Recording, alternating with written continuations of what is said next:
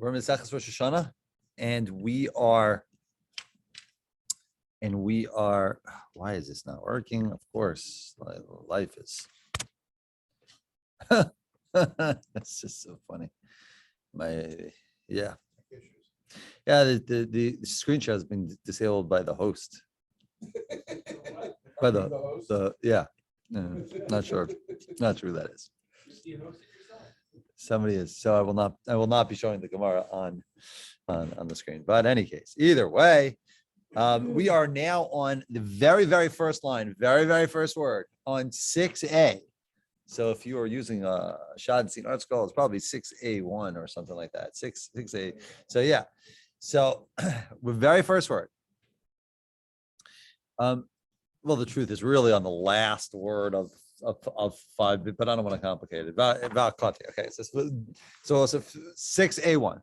The Gemara has now given a whole list of halachas and their source for the fact that many mitzvos where you are chayav to contribute something or you're chayav to pay up something is that many of these mitzvos you have violated Bal Ta'acher, you have violated the Avera of delaying after you have passed a certain amount of time. 3 holidays, according to our Mishnah, it would be 3 holidays, with Pesach being Pesach being the first one. There were a bunch of other opinions, either way. And the Gemara quoted a source for that Avera and a source for all the various different mitzvos that are subject to that Avera, including Olos and Shlamim and Karbanos and Nidarim and Nedavos and Staka and Meiser and all this.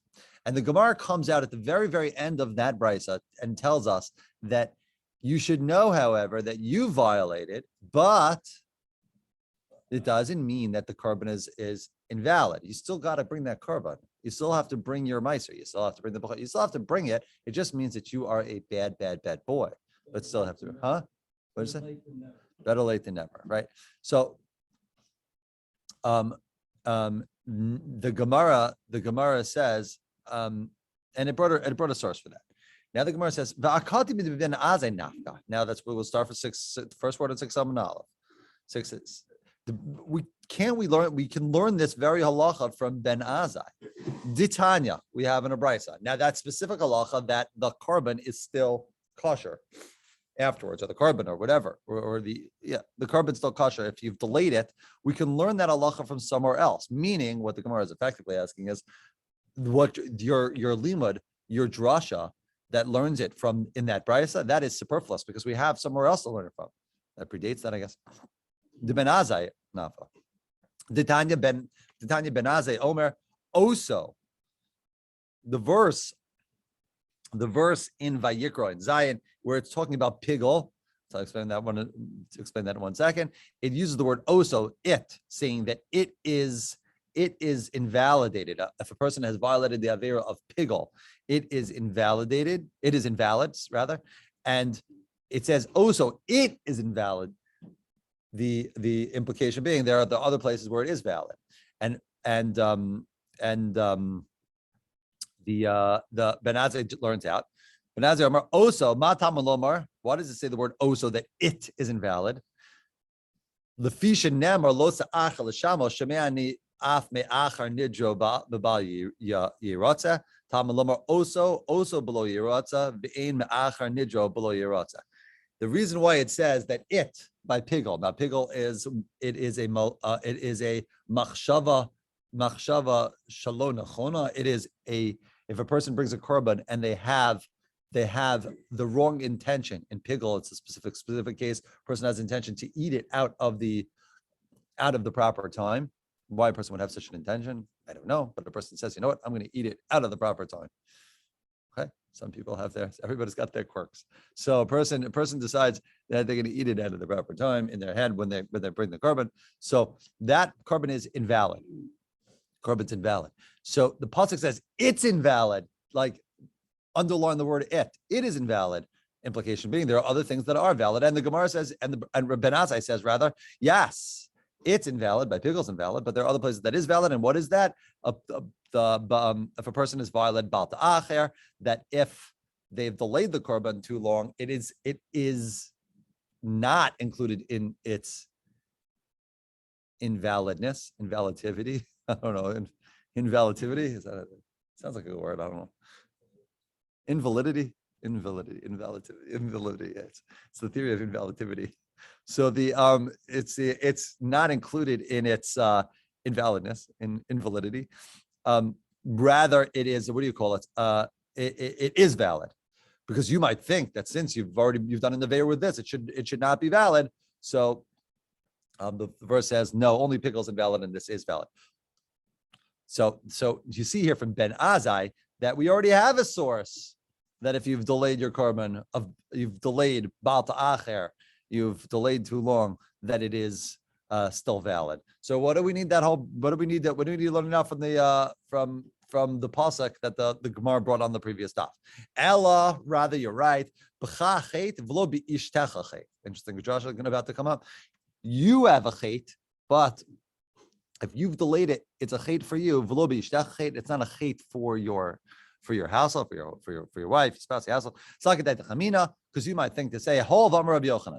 Rabbi Yochanan says the following: V'item Rav Elazar, or some say that it was Rav Elazar. Ein isha shel adam meitze elim kim mevakshim mamon ve'ein lo. That one of the reasons that a person's wife could a person's wife could pass away is if the person is asked to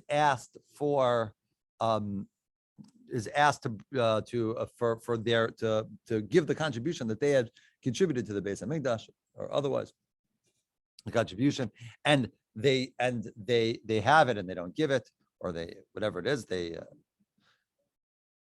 believe that's what it says in Rashi. Yeah, I believe that's the case. So that person is, what do you call it? That person, the person could, God forbid, lo aleinu, they could start to lose their household. So the wife, Shneimar, im ein lecha l'shalem, lama yikach mishkavcha mitachtecha. If it, because there's a verse in Mishlei, it says, if you don't have what to pay, why should your spouse be taken from you? So you might think that if the person has violated the avera of Baal Ta'acher, of delaying their korban, maybe their spouse would also pass away from that, their wife would pass away from that, God forbid, Kamash Malan, that it is not the case. So we learn from the verse that they have violated, but it's not going to be something by delaying, but it's not going to be something that is passed on, so to speak, as an avera, or be there'll be retribution from the person's wife. Okay. Tanarabanan. Now we have we're going to quote a verse in Devarim in Chav Gimel that's going to learn all the different components of that we said on the previous stuff from another verse. And the Gemara is going to ask, well, why do we need two sources for all these different components? The verse says, that a person, what comes out of a person's mouth, the person has to, they have to be careful to accomplish. And you should do like you promised to. The contribution that came out of your mouth. So the Gemara is going to learn out from, the Bryce is going to learn out from this verse many different things. Don't know about it. And again, most of this is the same halachas as appeared on the previous stuff, but it's just learning it out from a different source. And the Gemara is going to say, well, if you have another source, why did you use that source? And again, the Gemara is just, what the Gemara is doing is just kind of crashing different Bryces against each other and kind of deciding why they all exist, or if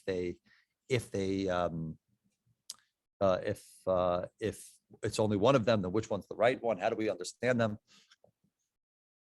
Okay, but it's common theme with Bryces, because the Bryces were left out of the Mishnah because of either giving too much information, they weren't concise enough, or sometimes they included opinions that we didn't hold. Like there are rare occasions where you'll find the Gemara says that it's Mishubeshes, the Bryce has actually mistakes in it. Some of it was just subject to debate. They were cumbersome. Those are the reasons Bryce. So the Gemara, in order, will constantly bring the Bryce and smash them against each other, so to speak, to try to figure out what all the Bryces are saying, try to get them to reconcile. If not, understand where each one was coming from and why. That's a constant. That's probably the lion's share of Gemara doing that. So talking about a motive is secha. What comes out of your mouth? Zumitz is essay. The Torah says what comes out of your mouth you have to keep. Zumitz is essay. It says what comes out of your mouth. Those words are coming to tell you that if you don't do what comes out of your mouth, if you don't keep your promises, you have violated a positive commandment. Tishmor. Then it says that the verse says that you should keep what comes out of your mouth, meaning make sure to perform it. Zumitz is lo say. That word is coming to tell you that if you don't do it, you have violated also a lo sase. So not only do you violate an essay, like we said earlier, not only do you violate a positive commandment if you don't keep it, you've also violated a negative commandment if you don't keep it. So you get 2 strikes.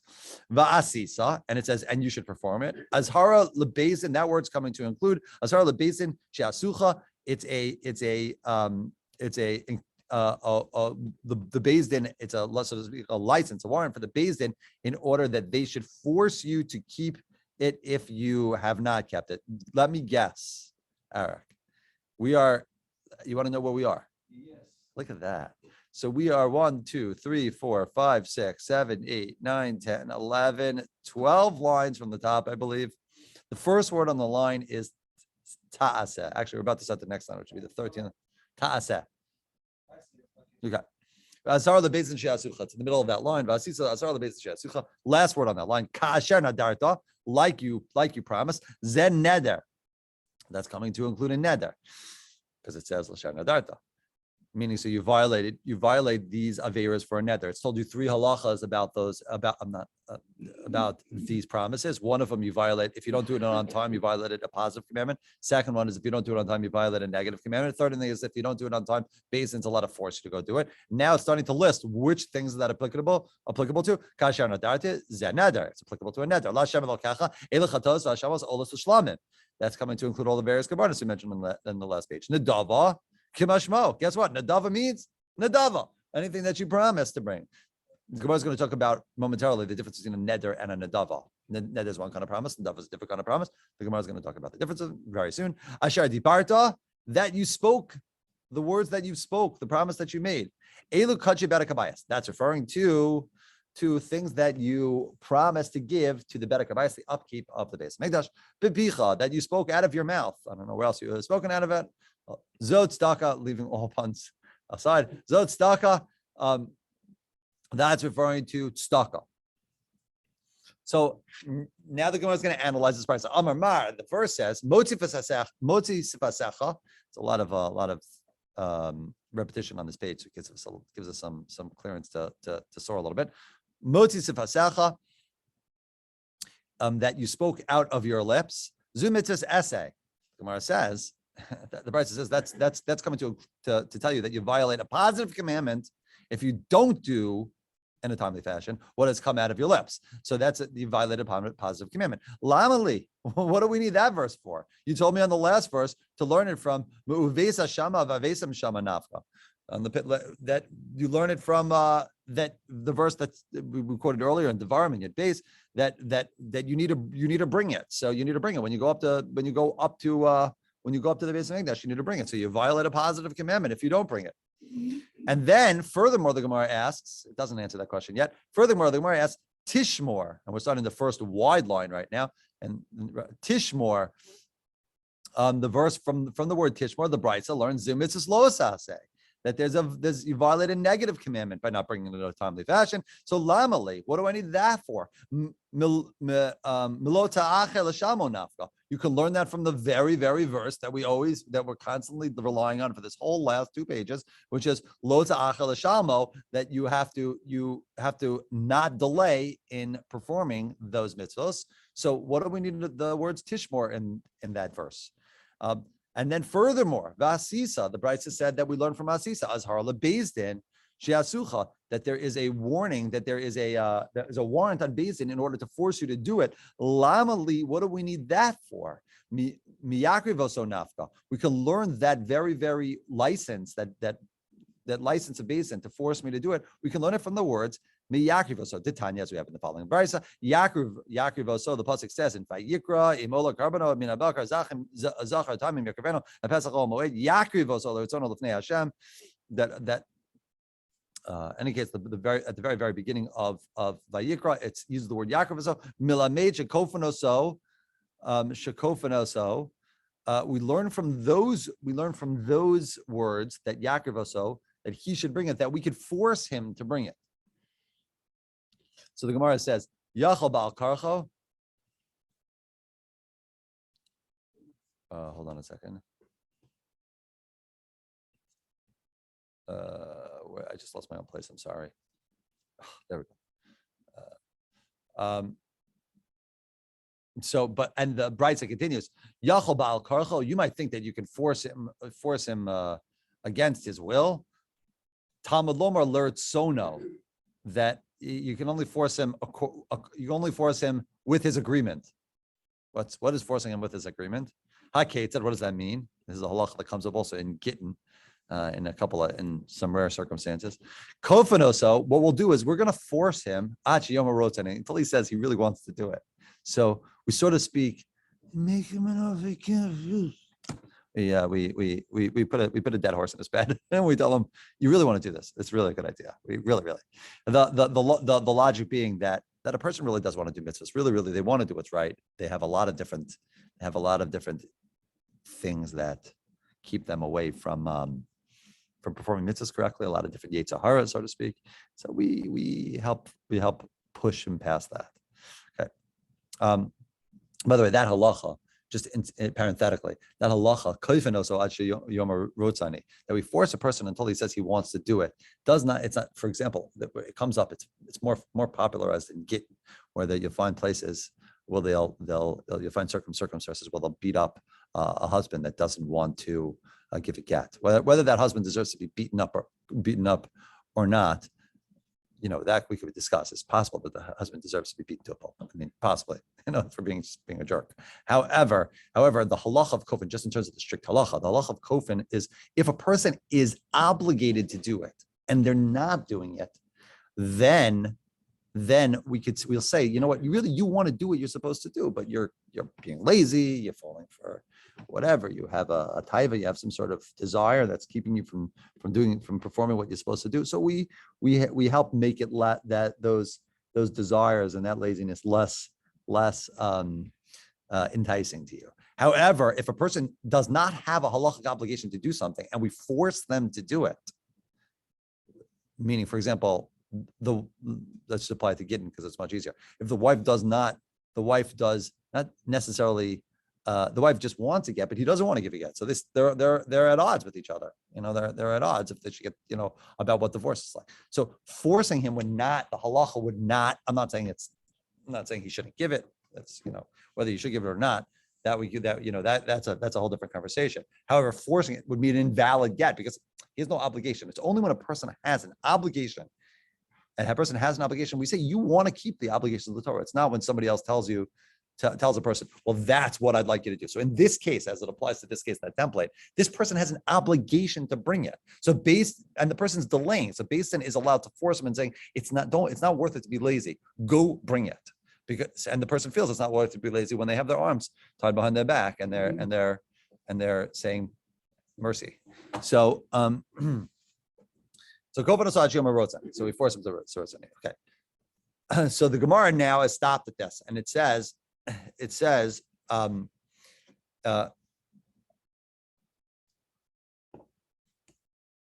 on a second. Just looking at Rashi. Yeah.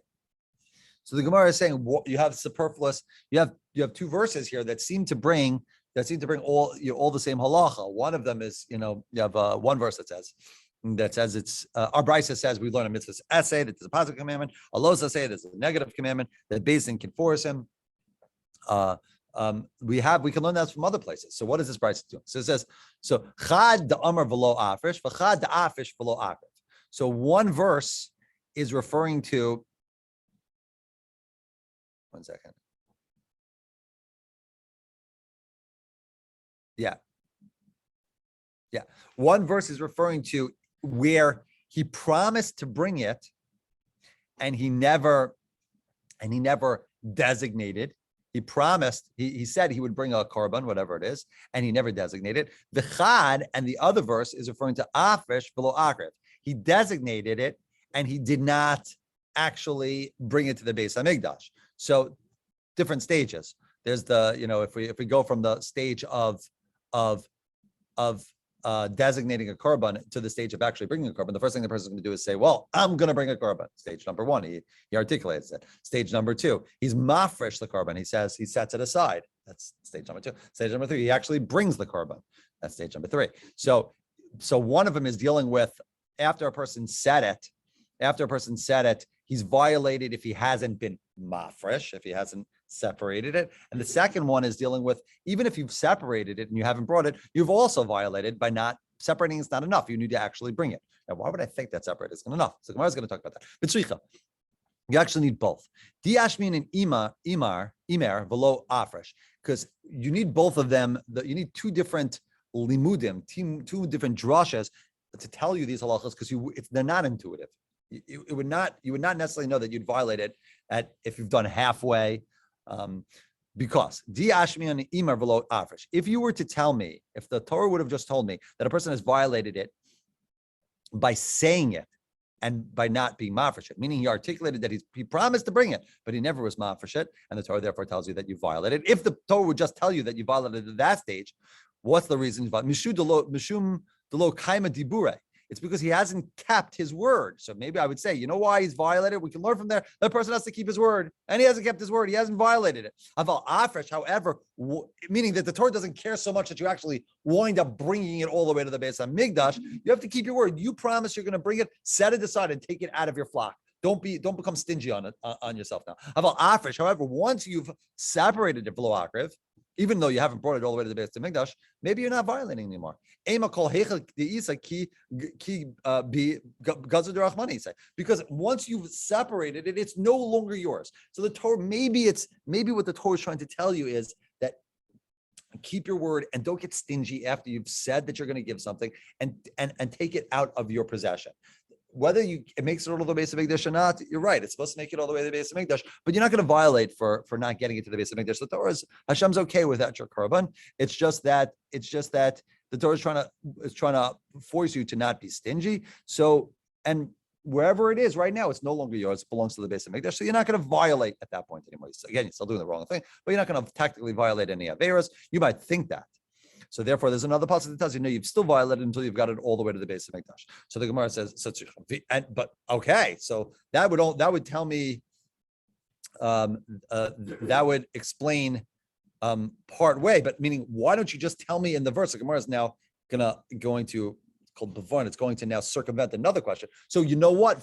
So tell me straight up that if I don't bring it to the Beis Hamikdash, I've violated, and then I won't need the previous stage. That again, there's three stages, right? So if I tell you that if you don't do stage 3, you violated, then I would assume then that if I don't do stage 2, that if I only do stage 2, if you would tell me that if I don't do stage 3, I violated by actually bringing it to the Beis Hamikdash, then I'm going to assume the Gemara is going to contradict what it's about to say over here, but it's going to say, I'm going to assume then if I haven't done stage 2, I violated, and it's not true. The Gemara is going to say, no, maybe you haven't violated meaning maybe you've only violated between 2 and 3, between setting it aside and bringing it, but maybe you will not have violated between actually articulating that you will bring it and not setting it aside. Why? The Gemara says, "V'yashmin afresh v'lo akrev,"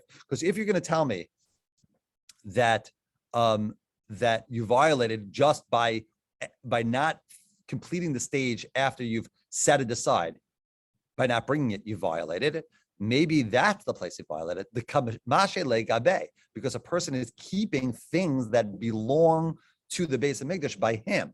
Aval Omar, but if he just says it, that he promises to bring it, v'lo afresh, and he never sets it aside, So maybe a person doesn't violate in that case. Because maybe so his words are nothing. He hasn't done nothing. It hasn't had any real ramification by just saying it. He's not an honest person, but he has violated in Averis. So tzricha. Therefore, one set of verses is coming to tell you the halacha is that if you've just articulated it, you violated by not even pulling it out of your flock. You've already violated doing it in an untimely fashion. So you violated by not pulling it out of your flock and setting it aside. And the other verse is telling you that even if you've set it aside, it's still not enough. You violated if you haven't made it all the way to the last stage of bringing it. Okay, that is what the verse is going to say. So yeah, good. Umi matis amar. So the Gemara says, wait, really? Is it possible that the one of the verses is talking about where you have I lost the place. Is it possible that the verse is referring to where a person has said it and not been mafresh it? He hasn't got even to stage 2. I mean, he's said he would do it, and he hasn't been mafresh it, and he hasn't set it aside, and that and the Torah is going to tell me that you have violated in that case. Is that even possible? The verse says it's a nadava. The verse, again, the actual words of the verse calls it a nadava, ksiva, utanan, and we have in the Mishnah. Now, just hold on. This is a function that is going to call in a second, but it's going to teach you something about nadarim and nadavas. Ezu neder. What is a neder?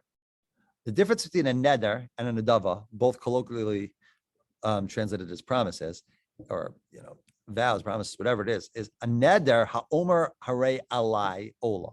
A neder is a case where a person says, I promise to bring an ola. Vezu nadava, and a nadav is ha'omer hare zu ola. A person says, this specific thing is an ola. Okay, so if you take an example like in a modern day, if a person says, I'm going to donate $50 to the organization, I'm going to donate $1,000 to the organization. So, okay, person's up for $1,000, and you'll keep getting your letters until you donate your $1,000. If a person says, I'm going to, my car is on its end. I was gonna sell it, but you know what? I'll donate it to the organization. So the car is something that belongs to us, nothing to do with my bank account. It's the car. So what's the difference? The Gemara continues. I'm sorry.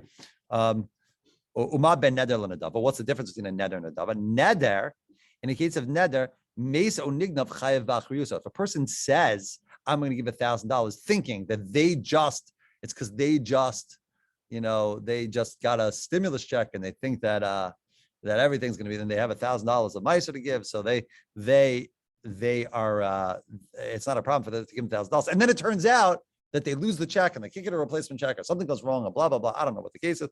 So they promised to give $1,000. The organization that stock on doesn't know why you promised $1,000. What's going on in your head? I mean, you promised to give $1,000. You're chayav to pay up your neder. Nadava, though, let's say the case where we gave of the car. Nadava, mesa or nignava in a chayav. If the car gets stolen, you're not up to get another car to donate. I promised to give you this car. The car's not around anymore. I'm sorry. Bummer. I mean, whatever. I don't know what to say. So similarly with karbanos, a person says, I promise to give, not karbanos, better kabayis, whatever. If a person says, I promise to give, karbanos also, that's true. A person promises to give X to the Beis HaMikdash, a certain amount of money to the Beis HaMikdash. So they're up for that money. Whatever you assumed he was going to cover that vow or that contribution, nothing to do with the Beis HaMikdash. But if a person promises they're going to give this specific thing, so then they are chayav to return it if they are chayav to replace it if it doesn't get given. So the Gemara is asking this verse. You can't tell me now. The verse called the verse called it. The verse specifically that we were using to say that it could be Omar v'lo afresh, or either one of the verses. We could say that one of the verses we're referring to, he never got to stage 2. Now, bring back to where we were holding in the Gemara. That meaning he said he would bring something, but he never actually separated it from his flock. He never actually designated it. Is it possible to actually say that? Both verses use the word nadava. Nadava meaning something where you have actually specifically set it aside. It's specifically referring to things that were set aside. So how could you tell me that one of the verses is referring to things that you something that you did not set aside, and it's telling you violated? So Amarava.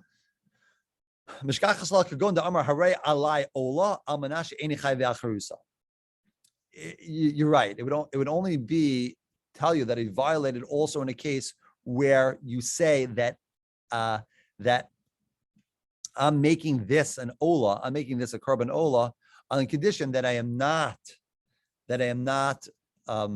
obligated if to replace it if something happens to it. This is a strange case. I mean, you're talking about, he picked a case between the guy, nailed the bullseye between neder and nadav in his words. A neder would be something that I promise, but and I am what do you call it? And I am on the hook for its. I didn't promise any specific object. I just promised an obligation. I have an obligation to pay this, and I'm not on the hook for any.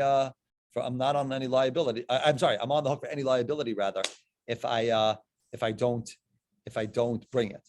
And an nadav is the opposite. You specifically say it. You specifically say it, and you are on for obligation. I don't know if I just messed up my which is which.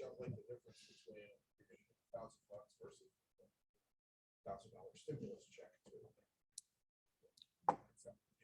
because so if you don't have the check for some reason. Right, whatever it is. Well, you specifically you earmark this, right? So where one of them is just I might have just messed up which was which in a second ago. So scratch that. I just got confused a second. But in any case, this person said, I'm giving you this specific car. I want you to have this car. Oh no, I'm sorry. I'm specifically giving you money from my account because I have, let's say, the stimulus check. But if something happens to that stimulus check, that's it. It's that check. So the person phrased it as I'm giving you money for I want to give you $1,000. $1,000. I want to contribute $1,000 to X, Y, and Z. I'm giving this, but about my, huh? I want to give you this check. No, he doesn't say that. He says, yeah, it's a hybrid. This is a hybrid case. It's like a hybrid case. It's just a weird case where a person doesn't does not. I'm sorry. He designates something specifically. Right, it's the opposite. He designates something specifically. He says, I want to give you. No, he doesn't designate it. And no, he does. I'm sorry. It's the opposite. I did get it right the first time. Sorry. Okay. Scratch all that. Here we go. We're going to cut that. Let's cut. Take two. He designates it, and he says, I am not obligated I'm not obligated to replace it if it gets lost. Okay. Either way. So it's a hybrid case that happens to fit in the verse. Either way, tying all that back and bringing it back home, tying it all up. What it is just said is that we've come out now is we have another brisa to teach us that you violated if you don't bring your promises in a timely fashion. You violated a positive commandment, a negative commandment, and Beis Din can force you to bring it. And again, one of those verses is if you just articulated you will bring them, but you never set it aside. And there are other sources to tell you that if you have set it aside and you don't actually make it all the way to the base of Mikdash, you've also violated. Meaning, so you violated it by not getting it all the way there. Okay. Now the Gemara says. Now there's a bunch of halachas that come in that are a little applicable. The Gemara says beficha. The brisa said earlier that what comes out of your mouth, you have to bring in a timely fashion. It says beficha, and it learns zut tzedakah. That's referring to tzedakah. You have to bring it tzedakah in a timely fashion. Amar Rava. Rava says utzedakah machayev ala altar. Tzedakah does not have the same halachas as the karbanos, where you have 3 holidays, or something 2 holidays, or one holiday, 3 holidays in order, whatever it is. Tzedakah does not have that same halacha. Tzedakah, you have to give it right away. My taima. By the way, that's the case when a person is chayav in meiser. A person has to, once a person comes to the conclusion that a person is chayav in meiser, however you come to that conclusion, there are different ways to calculate it when a person has to bring meiser from their money. A person's chayav, once they chayav in tzedakah, they have to give that tzedakah right away. You don't have the luxury of holding onto that tzedakah because it belongs to tzedakah. So a person is supposed to give it right away. So the tzedakah is chayav right away. My time, why? The hakaima aniyam, because it belongs. It's something that there's a niyam around. There are poor people around, and it belongs to the niyam, so to speak. Pshita, of course that's true. Why would I think that I can hold it and let them starve in the meantime? So you would think so. Kevan. Because since the avera is written, the obligation to bring it in a timely fashion is written with the karbanos, ad the avera gimel regalim, ad the avera gimel regalim karbanos. Maybe you think that you get 3 holidays to bring it. I have to bring it all the way before Sukkot is over. Just like the karbanos kamash malan, it's not that true. It's not true. That is not true. Hasam the talin who rabbana b'ragalim. Only the karbanos and those matanas are applicable to the regalim. Aval hacha lo dashchicha aniyam. But here it's not the case because there are aniyam that are around. Amarava.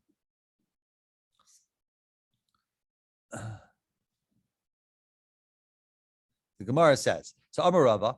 Rava says another halacha. So his first halacha that he said is stuck. It is not applicable to all 3 holidays. There is an avera of bal ta'acher, and that avera of bal ta'acher is meaning you have to give it immediately.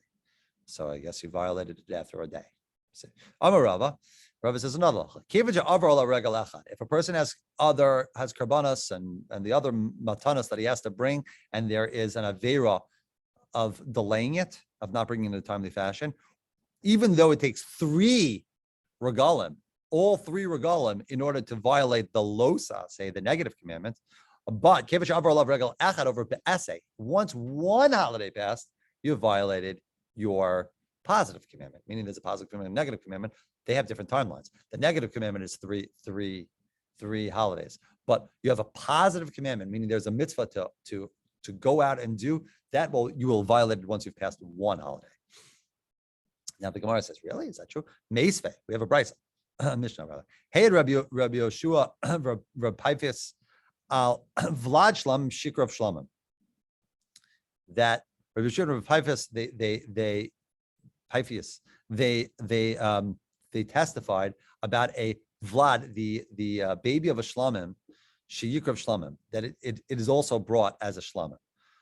So a mother animal was pregnant. At the time, it was made a shlamim. It became pregnant.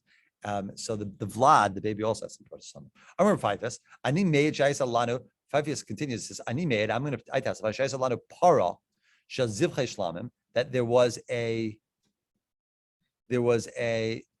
we had a para. We had a para that was a shlamim v'achluna b'Pesach.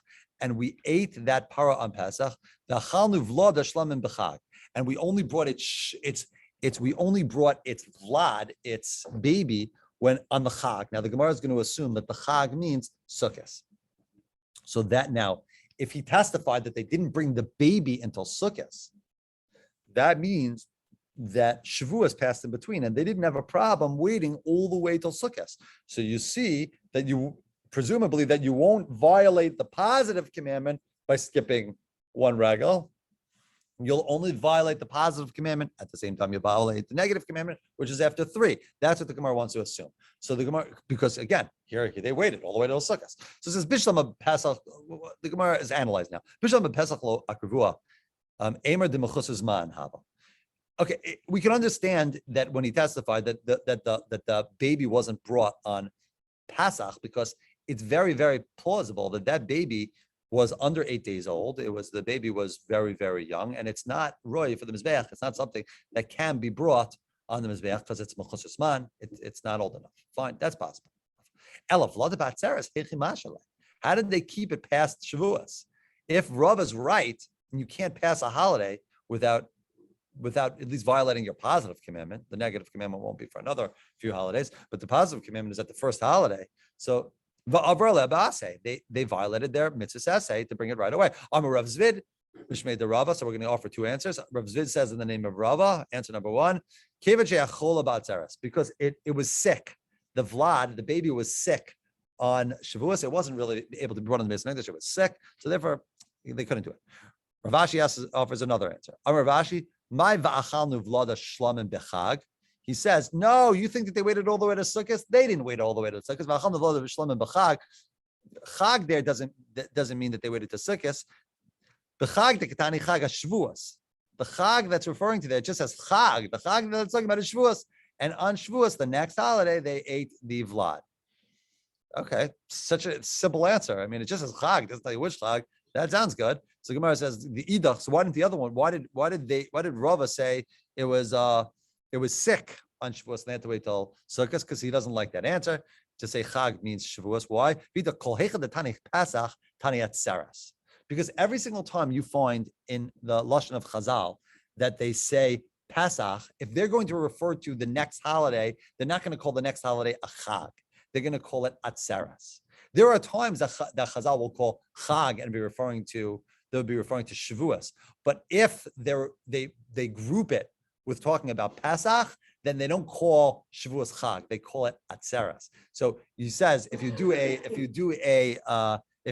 data analysis, you will see that you're not going to find over Chazal that when they're quoting the different holidays, they start Pesach and then they refer to Shavuos as Chag. That would be an anomaly. It would be called Atzeres. So he says, I'm not accepting the fact that Chag in this specific case means Shavuos. It must have meant Sukkot, and there was a reason why they didn't bring it. Amarava. Over. He says another halacha. Rava says, after 3 regalim passed, after you've gotten through Pesach, Shavuos, Sukkot, 3 regalim have passed, now what happens? So you violated the negative commandments. But what if I keep delaying? It says, guess what? Every single day you delay now, you violate the negative commandment.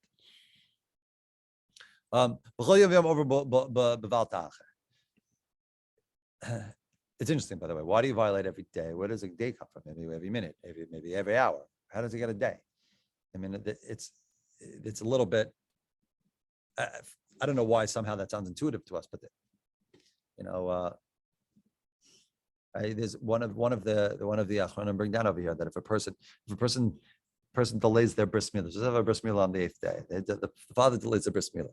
So then, how often does he violate? He has to do it as soon as possible. Every day, every 8 days. I mean, when does he violate?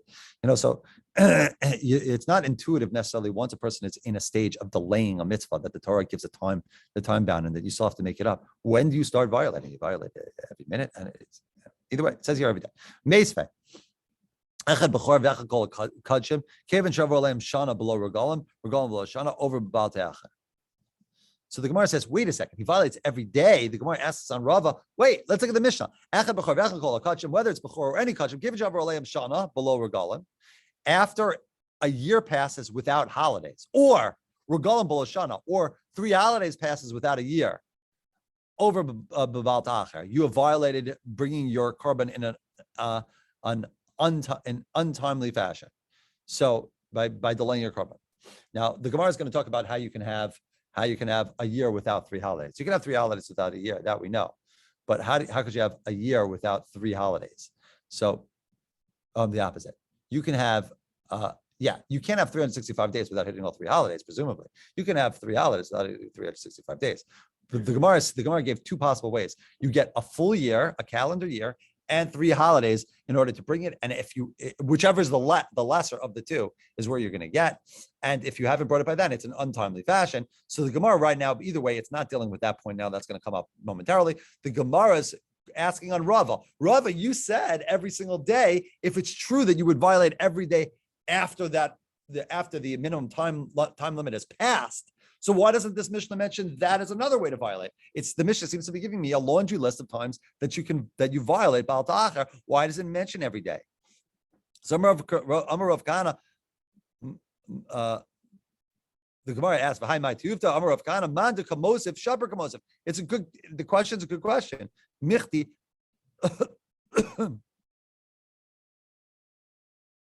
Michti Tana alave kamahader.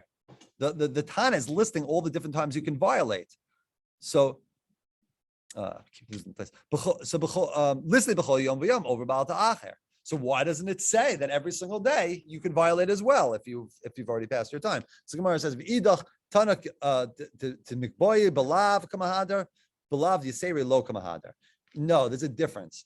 The Tana of that mission is giving you the ways that the lav, that the negative obligation will start to be, you'll start to have violated the negative obligation. The Tana is not giving you ways that you can violate after you've already violated the original, that you can keep, hitting the jackpot of that violation again and again and again and again and again. It's not listing that as one of the ways, because that is additional violations. It's not talking about additional. It's talking about the original violation. There are two ways, either 365 days or 3 holidays. Either one are ways that you have violated, and that will be discussed further on the daf, and we will stop here. Still leaving us, I lost some yardage over here, but still leaving us a minute and a half ahead. I do need to know I have to run and get my kids, but please chime in the chat when you want to learn on Shabbos. I'm interested in a potentially different time, but we can. No, 6 is tomorrow's daf. Am I wrong? Yeah, I think he's right. I think today was Really? So we're actually behind now. Yes. How do we lose it? How did that happen? I don't know, but are you sure? That was Sunday, so wait. Maybe I'm wrong. What time is class tomorrow? I don't know. Yeah, we'll send it up on the chat. I have to go get my kids. Well, wherever it is, we'll catch up. You know what? Let's check for the chat. Check for the chat to figure out when class is tomorrow. You're on that chat, the Daf Yomi. Yeah, on the Daf Yomi chat. We'll make a final decision sometime over today on the Daf Yomi on the Daf Yomi WhatsApp chat. Are you on that? WhatsApp is after my century. Okay. I guess I'll find out. Yes. Okay. Have a good day, everyone.